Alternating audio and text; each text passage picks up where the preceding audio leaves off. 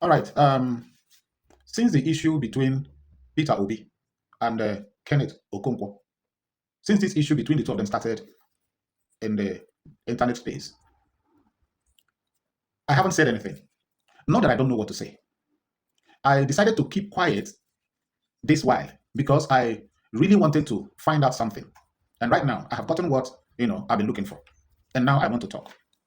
Though what I want to say in this video is not going to be much. Yes, because as far as I'm concerned, there's nothing really too difficult here. Here's the thing. This is the reason why I'm saying this. In one or two previous videos that I've made concerning Peter Obi's presidential ambition in the Nigerian political space, Peter Obi is a good man. We all know that. If it comes to support, I will support Peter Obi. But there's something that a lot of people don't know about Nigerian politics, which is why I have never supported Peter Obi to contest for Nigerian presidential seat, because I know they're going to make a mess of him. Not that he can win. Not that Nigerians doesn't love him. Now, let's go to the background, which is where one comes from. Okay? In politics, that's what we call grassroots politics. That is playing politics, starting from your grassroots.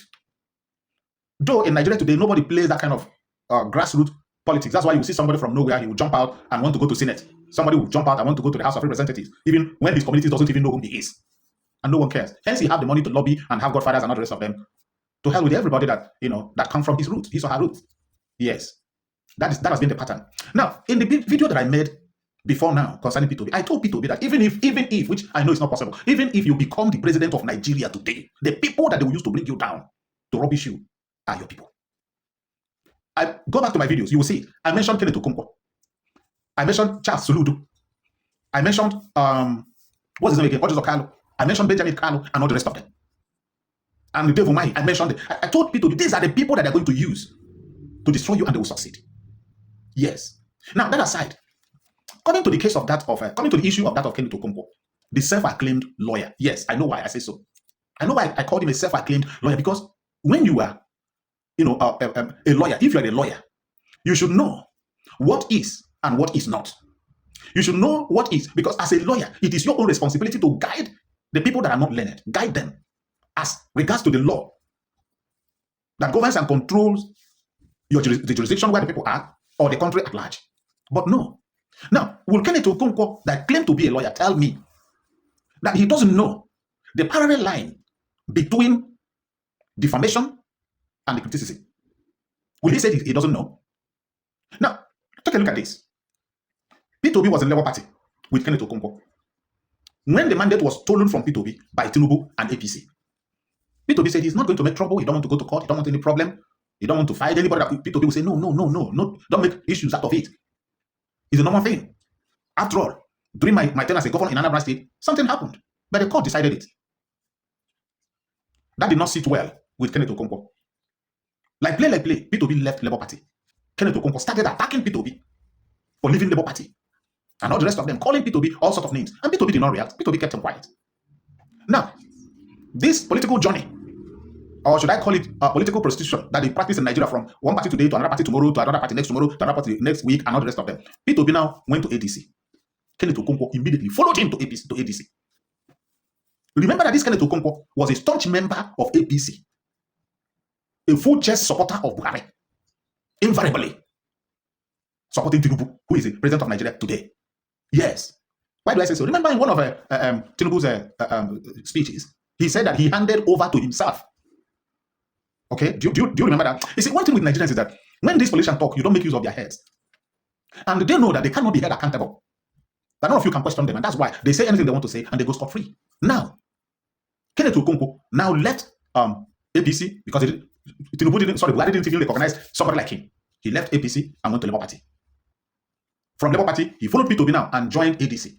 And Peter Obi being smarter than Kenneth Okonkwo, because Kenneth Okonkwo, let me tell you, is working for Tinubu. Yes. Kenneth Okonkwo is working for Tinubu. Kenneth Okonkwo and Atiku Abubakar, both of them are working for Tinubu. I may talk of that of Atiku a little, or no, in this video. Now, what did Kenneth Okonkwo join ADC party, where Peter Obi, whom he had been criticizing, is? Why did he have to join? Now, Peter Obi being smarter, Peter Obi left and now joined ANC. That was where Kenneth Okonkwo went gaga. You see, in New York, he was like, this man that I think I've got him here, have escaped. Why? Because the plan of Tinubu was to use Atiku Abubakar and Kenneth Okonkwo to make sure that P2B does not secure the presidential flag bearer ticket of ADC. That was their plan.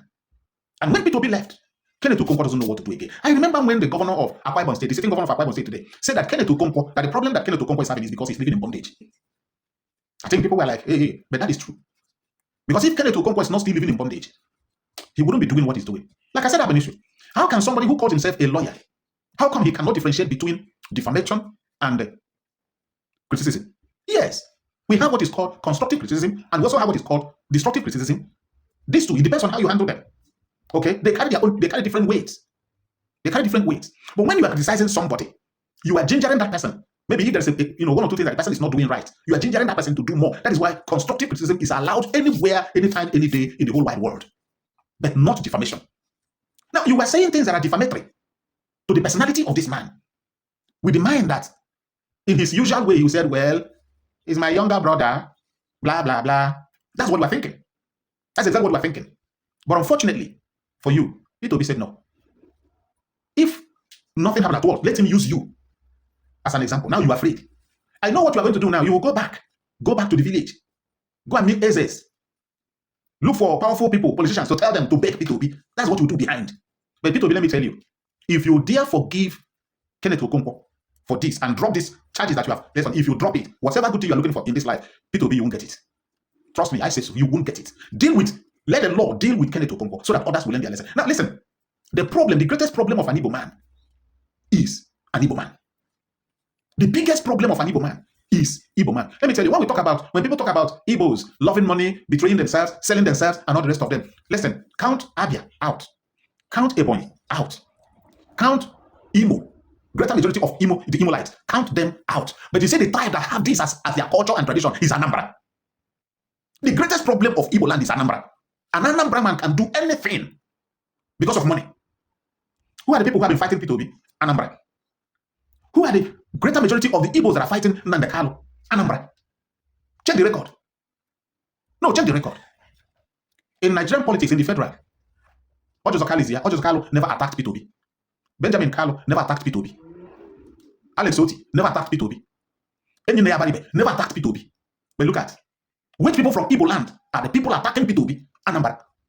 His Anambarian brothers and sisters. What a shame. Kenneth Okonkwo, you can't run away from this. You must answer for it. Thank you, my lovely fans all over the world. Till I come your way again. Stay safe for me because I will always do what? Love you. And bye.